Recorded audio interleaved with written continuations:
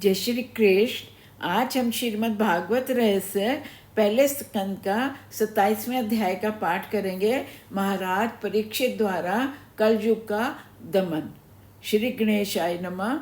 ओम नमो भगवते वासुदेवाय। श्री कृष्ण शरणम मम। 27वें अध्याय से पहले हम पिछले अध्याय की जो थोड़ी सी कथा रह गई थी उसको पूरा करेंगे कि राजा अपने घर से लक्ष्मी को जाने देता है, दान को जाने देता है, सदाचार को जाने देता है, लेकिन जब सत्य जाने को बोलता है तो राजा उसको कहता है नहीं, मैं तुमको नहीं जाने दूंगा। वो कहते हैं मैं सत्य हूँ। जब लक्ष्मी, दान, सदाचार और यश चले गए तो अकेला मैं कैसे रहूं, मैं भी उन्हीं के साथ जाऊंगा। सत्यदेव राजा ने कहा मैं आपको कभी छोड़ूंगा ही नहीं। फिर आप मुझे छोड़कर क्यों जा रहे हो? आपको अपने पास रखने के लिए ही तो मैंने सबका त्याग कर दिया। मैं आपको नहीं जाने दूंगा। आप अगर चले गए तो मेरा सब कुछ लुट जाएगा।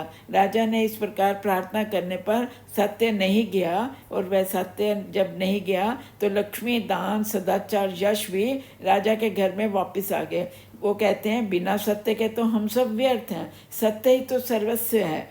राजा परीक्षित ने जब बैल को एक ही पैर पर खड़े देखा तो पूछा कि तेरे 3 चरण किसने काट लिए? धरन रूपी बैल ने कहा कि राजन, अभी तक ये निर्णय नहीं कर सकता कि मेरे पांव किसने काटे, कौन मुझे दुखी कर रहा है। कोई कहता है कर्म ही मनुष्य को दुख देता है, कोई दुख का कारण स्वभाव को बताता है। अपना स्वभाव शांत रखो। काल, कर्म, स्वभाव ही जीव को दुख देते हैं। अब हम 27वां अध्याय। बैल की बात सुनकर परीक्षित समझ गए कि ये कठोर पुरुष जो गाय और बैल को मार रहा है, सता रहा है, यही कली है। वह कली को दंड देने के लिए तैयार हुए, क्योंकि दुष्टों को दंड देना राजा का धर्म है।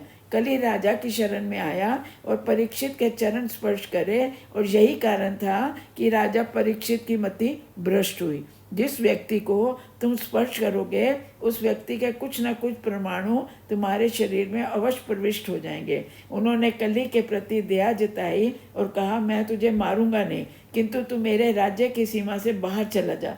मेरे राज्य में तेरे लिए कोई स्थान नहीं है। कली ने प्रार्थना की कि विधाता ने 4 युग बनाए, सतयुग, त्रेता, द्वापर और कलयुग। जब सब युगों को स्थान सम्मान दिया गया तो मैं अब कहाँ जाऊँ? बताओ कहाँ जा सकता हूँ? तो परीक्षित ने कहा मैं तुम्हें 4 स्थानों पर रहने की अनुमति दे सकता हूँ। वे स्थान है ध्रुत, मदिरा, नारी संग और हिंसा। जहाँ ये सब हो रहे होंगे वहाँ तुम रह सकते हो। इन्हीं 4 स्थानों में असत्य, मद, आसक्ति और निर्दयता, ये 4 अधर्म होते हैं। कलयुग को संतोष नहीं हुआ। उसने कहा ये स्थान तो बहुत गंदे हैं, मुझे कोई अच्छा सा स्थान भी दो रहने के लिए तो ठीक होगा। तो परीक्षित ने कहा जहाँ सोना, चांदी, स्वर्ण और धन होगा मैं तुम्हें वहाँ भी रहने की अनुमति देता हूँ।